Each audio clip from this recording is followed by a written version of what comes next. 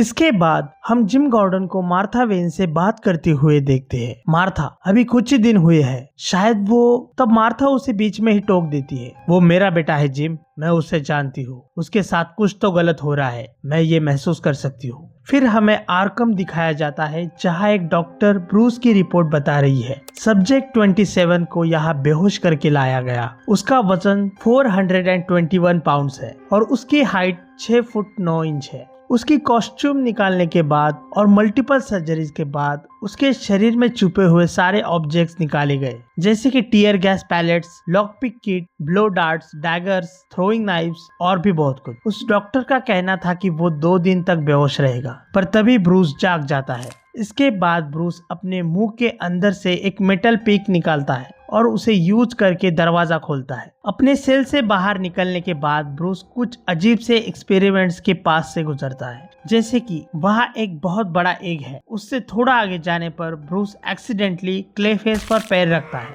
तभी क्लेफेस के कई सारे हाथ ब्रूस को पकड़ लेते हैं। ब्रूस उनसे छूटने की कोशिश कर ही रहा था, तभी बेन वहाँ आ जाता है और ब्रूस को एक ही मुक्के में बेहोश कर देता है। बेन बेहोश ब्रूस को देखकर कहता है, प्लीज ट्राई करते रहना। फिर हमें एक फ्लैशबैक दिखता है, जहां ब्रूस विलन को फाइट के लिए ट्रेन कर रहा है। इसके बाद कहानी प्रेजेंट में आती है और हम देखते हैं मार्था हार्वी डेंट के साथ डिस्ट्रिक्ट अटॉर्नी ऑफिस में है। मार्था उसे बताती है कि ब्रूस को गायब हुए 1 महीने से ज्यादा हो चुका है। हार्वी उससे कहता है कि वो ब्रूस को ढूंढने की पूरी कोशिश कर रहा है। तब मार्था उससे कहती है, तो फिर बताओ कहाँ है मेरा बेटा। इसके बाद कहानी हमें ब्रूस के पास ले जाती है, जहां हम उसे 45 दिन के बाद सेल के अंदर देखते हैं और हम फिर से डॉक्टर की रिपोर्ट सुनते हैं। डॉक्टर बताती है कि ब्रूस ने अब खाना बंद कर दिया है, इसीलिए उसे फीडिंग ट्यूब्स लगाई गई है। डॉक्टर को लगता है ब्रूस ने हार मान ली है, पर वो गलत थी। जैसे ही स्टाफ फीडिंग बैग चेंज करने आता है, ब्रूस उनसे लड़ना शुरू करता है। तब हम देखते हैं ब्रूस अपने कुछ दांत निकालकर उन्हें अपने मुट्ठी पर बांध लेता है और उससे मारना शुरू करता है।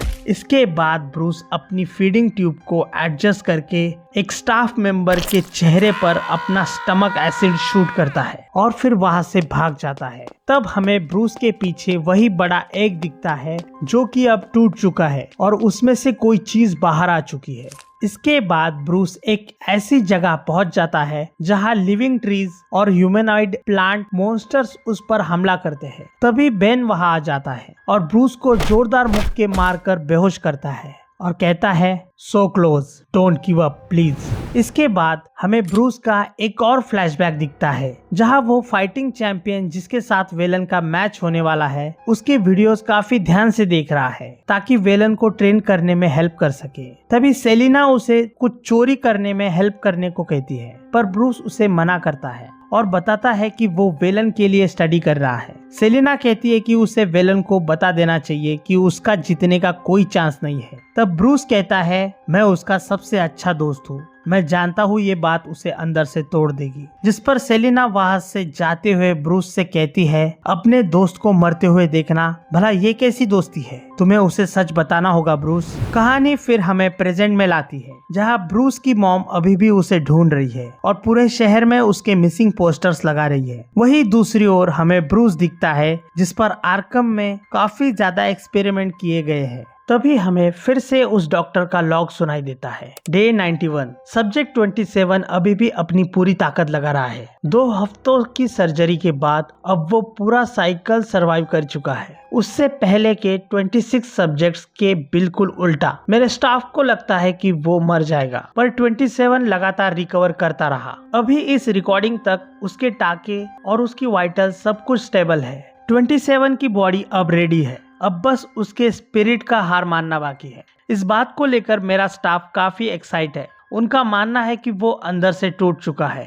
बेन का कहना है हमें उसे एक बार और टेस्ट करना चाहिए। इसके बाद वो लोग ब्रूस का सूट उसके सामने छोड़ देते हैं ताकि वो सूट अप कर सके और यहाँ से भागने की कोशिश कर सके। अब जब ब्रूस के पास वापस उसका बैट सूट आ चुका है, वो काफी गुस्से में है। सूट अप होते ही ब्रूस दीवार तोड़कर भागने लगता है। उसके बाद ब्रूस के सामने कुछ क्रिएचर्स आ जाते हैं और वो सभी उससे मदद मांगते हैं। Help us! बैटमैन उनसे कहता है, आई डोंट नो हाउ, दरअसल बैटमैन को जानबूझकर उन्हें मारकर उनकी इस सफरिंग को खत्म करने को कहा जाता है। पर तभी बेन वहां आ जाता है और कहता है देयर यू आर, और बैटमैन को फेस पर एक जोरदार किक मारते हुए कहता है मुझे पता था तुझमें अभी भी हिम्मत बाकी है।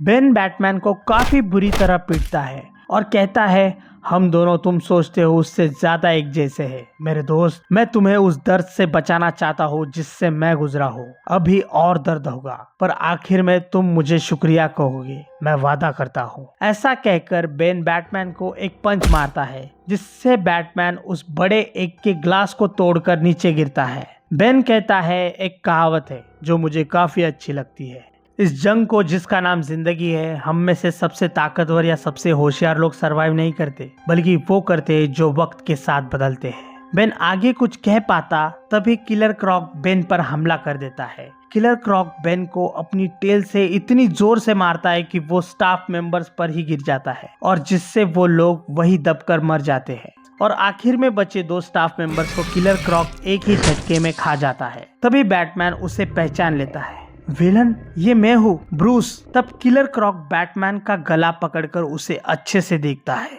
तभी हमें एक फ्लैशबैक दिखता है जिसमें ब्रूस विलन से बात कर रहा है। ब्रूस कहता है of course I believe you could win, तुम विलन क्रॉक जोन्स हो। अब चलो जल्दी से रिंग में वापस चलते हैं।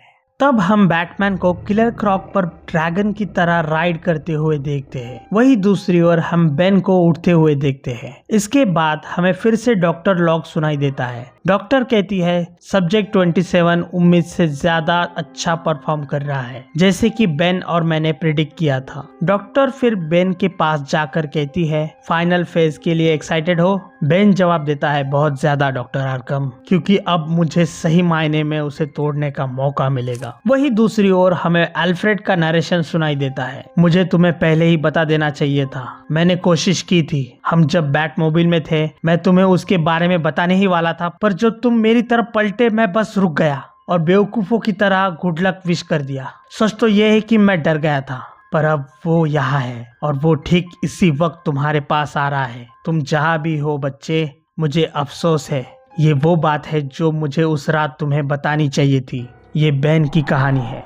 ये सब कुछ शुरू हुआ था सेंटा प्रिस्का नाम के आइलैंड पर जहाँ एक लड़का पैदा हुआ। लड़के के पिता एक रेबेल लीडर थे। उनका ग्रुप 100 साल से ज्यादा सेंटा प्रिस्का की आजादी के लिए लड़ रहा था। उसके ग्रैंडफादर ने इस ग्रुप को लीड किया था, फिर उसके पिता ने और अब वो। उनके रेबेलियन ग्रुप का झंडा सेंटा प्रिस्का की नेशनल बर्ड को दिखाता है। एक दिन लड़के के पिता उसे बताते हैं जंग खत्म होने के बाद ये पंछी आजाद उड़ेगा, क्या तुम उसे देख सकते हो मेरे बेटे? लड़का जवाब देता है हाँ पिताजी, मैं उसे देख सकता हूँ। एक रात जब लड़का कुछ कोहबा सीड्स खा लेता है इस उम्मीद में कि उसको अपने पिता का विजन दिखेगा, वो झंडे को घूरता रहता है। तब उसे वो पंछी नजर आने की जगह अपने सपने में एक भयानक पक्षी दिखता है जो कि बिल्कुल सफेद है और उसकी पीठ एक जलते हुए खोपड़ी जैसी लगती है, जिसे देख वो चिल्लाते हुए जागता है। कुछ साल गुजर जाते हैं। लड़का पढ़ाई और ट्रेनिंग करता रहता है और उसकी प्लानिंग के जरिए वो अपने रास्ते बनाते जाते हैं। मंगलवार को वो सिटी कैपिटल पर कब्जा कर लेते हैं और 3 दिन तक उसे अपने कंट्रोल में रखते हैं।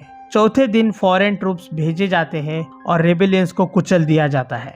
जो बचे हुए बागी है उन्हें सेंटा प्रिस्का के तट पर बनी बदनाम जेल में डाला जाता है जिसमें वो लड़का और उसके पिता भी शामिल थे। हर रात ठंडी लहरें सेल्स को ऊपर तक भर देती है।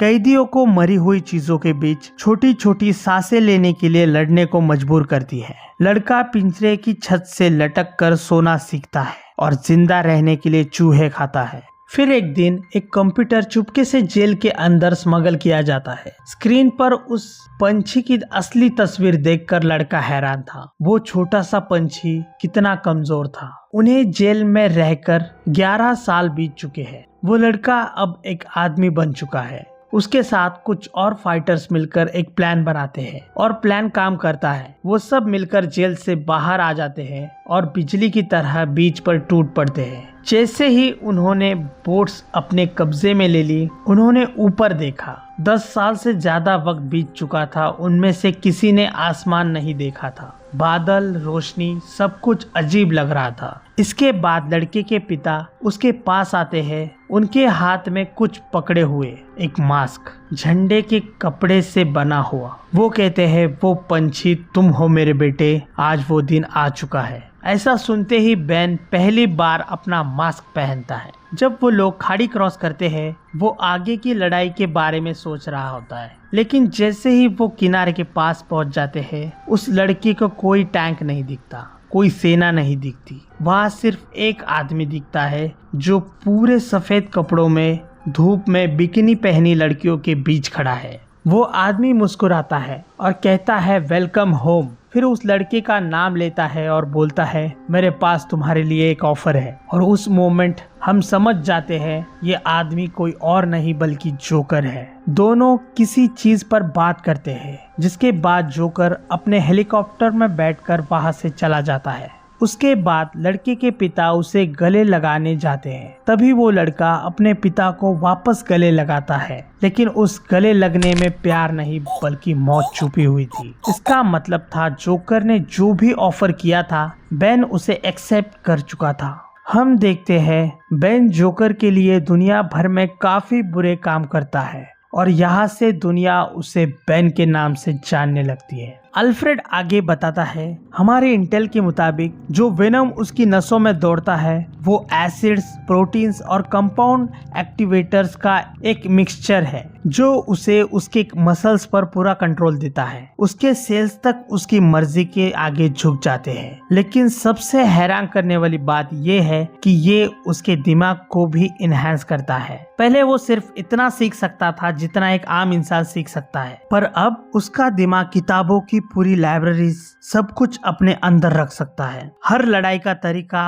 हर हथियार, हर जंग प्राचीन समय से लेकर आज तक सब कुछ उसके दिमाग में है। और अब वो यहाँ है। ब्रूस, हो सकता है इस वक्त वो तुम्हारे दरवाजे के बाहर हो। और तभी हम देखते हैं बेन वाकई दरवाजे के बाहर खड़ा है। तभी अल्फ्रेड की बातें ब्रूस को बेन के बारे में सब कुछ बताने से बदलकर एक ऐसे सिनारियो को बताने लगती है जो ब्रूस के साथ हो सकता था अगर बेन उसके लिए आता। तब हम देखते हैं एक काल्पनिक सिनारियो जहाँ बैटमैन और बेन के बीच लड़ाई शुरू हो जाती है। अल्फ्रेड इस बात को काफी डिटेल में बताता है। अल्फ्रेड कहता है, मैं तुम्हें अब काफी अच्छे से जान चुका हूँ बच्चे, इतना कि मैं समझ सकता हूँ तुम उससे लड़ोगे। तुम्हारे पास एक प्लान भी होगा, एक अच्छा प्लान, बिल्कुल वैसे ही जैसे उसने सेंटा प्रिस्का पर बनाया था। एक प्लान जो इस जगह की तुम्हारी जानकारी पर बेस्ड है, क्योंकि गौथम तुम्हारा घर है जैसे वो आइलैंड उसका घर था। तुम जीत नहीं सकते बच्चे। ऐसा कोई प्लान नहीं है जो उसे पता ना हो, ऐसी कोई स्ट्रैटेजी नहीं है जो वो नहीं जानता, पर इससे भी ज्यादा वो तुम्हें जानता है, क्योंकि वो तुम्हारे जैसा ही था जो पूरे दिल से लड़ रहा था। किसके लिए? पीस, अब और नहीं। इसके बाद बेन ब्रूस के दोनों हाथ काट देता है। अल्फ्रेड आगे बताता है, बेन अब मानता है कि उसके मास्क पर बना पंछी फीनिक्स को दर्शाता है और जंग वो आग है जिसमें इंसान जलता है और फिर से जन्म लेता है। इसके बाद बेन ब्रूस का चेहरा पूरी तरह स्मैश कर देता है और फिर ब्रूस को आर्खम ले जाता है, जहां उसे सभी प्रोसीजर्स से गुजारा जाता है जैसा उन्होंने बेन के साथ किया था। वही दूसरी ओर हम देखते हैं बेन सेंटा प्रिस्का को एक शांत जगह बना चुका है और हमें ये भी पता चलता है कि बेन का अब एक परिवार है। अल्फ्रेड आगे कहता है, ये वो कहानी है जो मुझे तुम्हें बतानी चाहिए थी बच्चे। वो तुम्हें गौतम का हीरो बनाना चाहते हैं। बेन जानता है कि उसका प्लान काम करने के लिए ब्रूस का टूटना काफी नहीं है, बल्कि उसे खुद से टूटने का फैसला करना होगा जैसा उसने किया था। पर तुम ऐसा नहीं करोगे, है ना? तुम अभी भी कहीं ना कहीं सेफ हो, मैं जानता हूँ और वो भी जानता है। इसीलिए इसलिए वो तुम्हारे दरवाजे पर नहीं गया बल्कि उनके दरवाजे पर गया, क्योंकि वो जानता है तुम्हें अंदर से तोड़ने के लिए उसे पहले उन्हें तोड़ना होगा। तब हम देखते हैं बेन उस दरवाजे का ताला तोड़ता है और वो दरवाजा वेलन के जिम का है। तब हमें रिवील होता है कि बेन शुरू से ब्रूस के दोस्तों के पीछे था।